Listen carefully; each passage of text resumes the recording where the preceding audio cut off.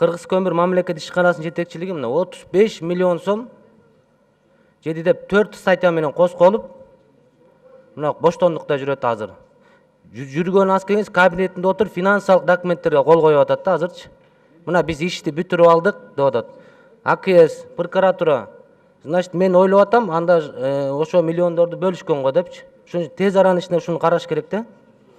Мына өзүңүздөр билет, 2016 жылы мына 29 январда жетекчилик Мирлан Жакупов менен Канат Ашырбаевди иштен бошоткон да. Мына ошодон бери азыр кабинетинде отуруп, күнү түнү ошо кабинетинде отуруп, мына иш-чараларга аралашып атат да. Мына коррупция менен күрөшүп атабыз деп атат. Мына президент жакшы демилгелерди көтөрүп атат. Коррупцияга аеосуз күрөш жүргүзүп атат. Эмне себептен биздин укук органдары бул ишке жардам бербейт? Мына АКС баштаган иштердин мына аягына конкреттүү түрдө чыгыш керек.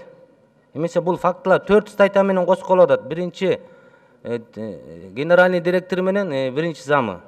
Мына ошол эле Кыргыз көмүр ишканасы банкротко келип такалганда ушу мамлекеттин жана коомчулуктун жардамы менен ушу банкроттон чыгышты да. А бул жерде 35 миллион сом деген эмне деген акча? Бул бир Жумгал районунун бюджети. Ушуну бир эле киши мойсоп кеткен, бул кандай карасак болот? Ошон үчүн тез аранын ичинде ушул Мирлан Жакупов менен Канат Ашырбаевдин ишин тез аранын ичинде карап, мыйзам чегинде жоопко тартыш керек. Миллиондор жегендер көчөдө жүрбөш керек, кабинетинде да отурбаш керек. Мына бир тоогурда 1,5 жылдан жаткандар бар. А миллиондоп урдагандар мына көчөдө жүрөт. Бардык жерде ошол эле ак үйдө жүрөт, көк үйдө жүрөт. Биз ишти бүтүрүп койдук деп.